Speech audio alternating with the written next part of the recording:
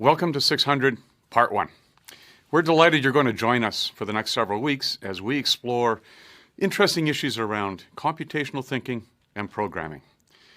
Now, what are we going to do in this course? What do we want you to take away? At the end of this course, what is it we'd like you to have in your armamentarium of great problem-solving tools? We're certainly going to teach you about programming. We'll teach it in a particular language called Python. But more importantly, we want you to start learning how to think computationally, to think algorithmically, to think like a computer scientist. And what does that mean?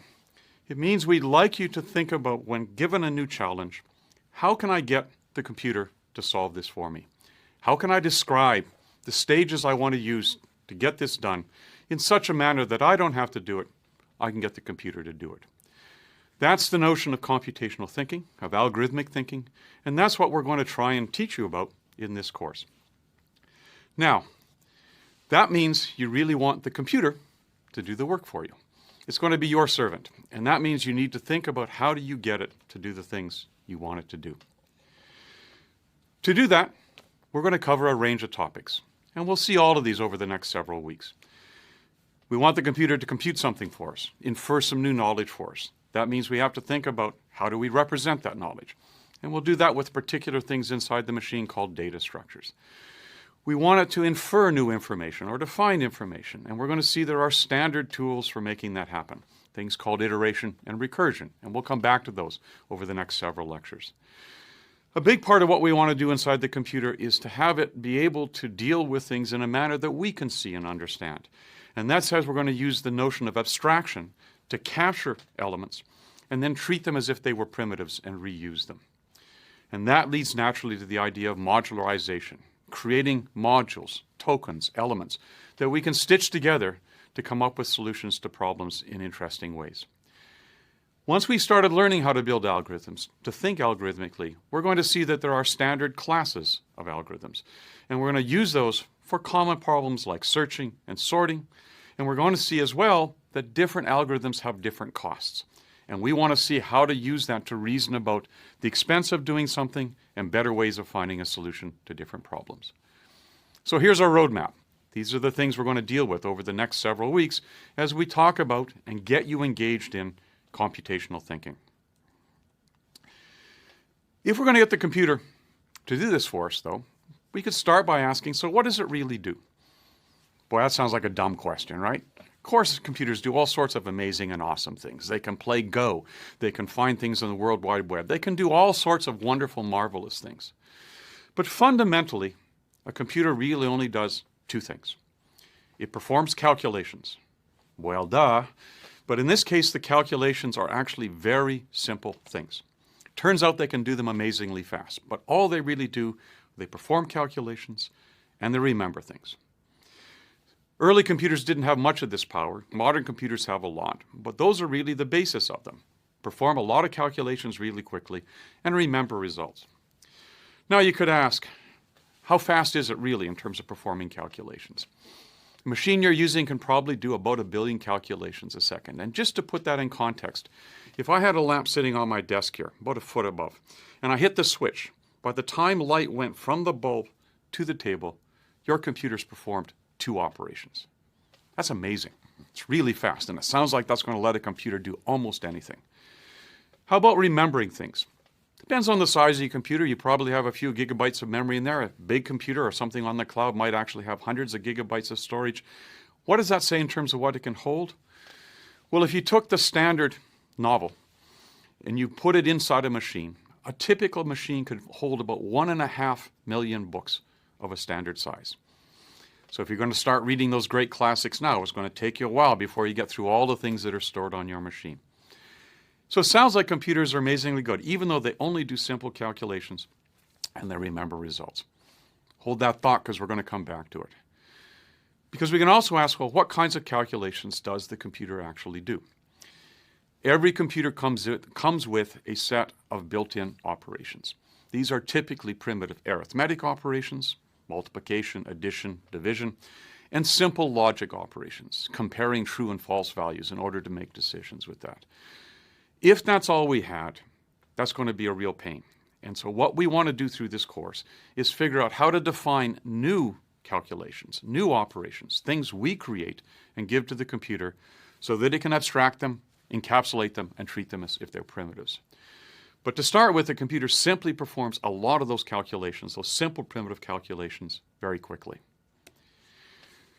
Is that enough? Might be. If that's the case, we really don't have to do a lot in terms of computation. And I want to give you a couple of examples to show you why, even with the speed of modern computers, you need to be able to think carefully, cleverly, algorithmically. Here are two obvious examples of things you might like to do. You want to find a piece of information on the web, something you do every day with a search engine.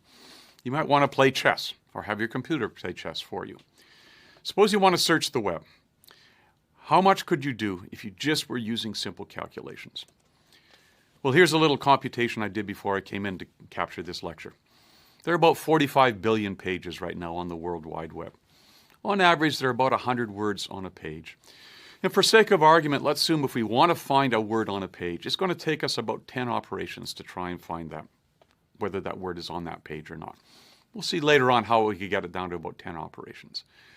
That says, if I'm going to just brute force try and search everything on the web to see if I can find the thing I'm looking for, it's only going to take me about 5.2 days to find something. You probably don't want to wait that long. So even with a very fast machine using these simple calculations, it's not going to be enough. How about playing chess? An expert will tell you there are about, on average, 35 moves for every setting on the chessboard until you get to the end game. Suppose you want to look ahead 6 moves in order to try and decide what you want to do in order to beat your opponent. That says you got about 1.8 billion boards that you need to check.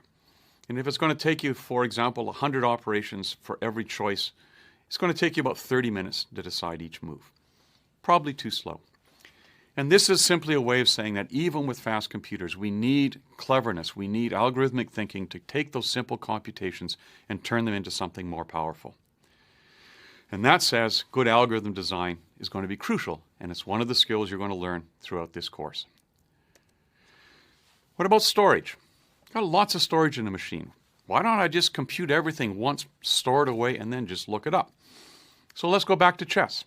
Imagine I just want to look at all the possible chess games and store them away so that when I'm in any move, I'll just know what I'm going to do in order to get to a winning position. Well, experts would suggest that there are something on the order of 10 to the 123 different possible chess games. That's a really big number. And in fact, there are only about 10 to the 80th atoms in the observable universe. So there's no way that we can store all of that information away. And again, it comes back to saying we can't just use brute force or pre-compute. We need to be clever about how we come up with solutions. Even with that, we're going to ask, are there going to be limits to computation, even if we can build clever algorithms?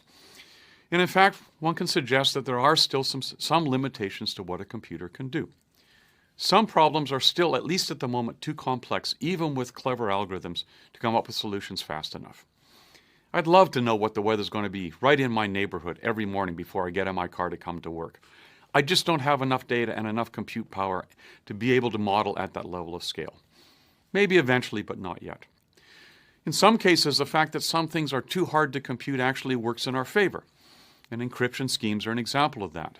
Things that you want to store on a computer encoded so nobody can break them rely on encoding or encryption schemes that in turn rely on the fact that some problems are simply too complex to be solved by a computer.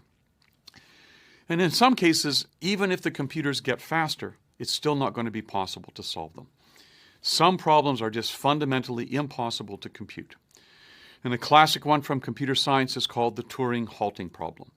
And it simply says, if I want to write a piece of code, a program, that could take as input any other program and tell me whether it will always work, whether it will always stop with an answer, it turns out you simply can't compute that in all cases. So there are going to be limits to computation. But not to worry, there's going to be a lot of things we can do, and that's what we're going to do throughout this course.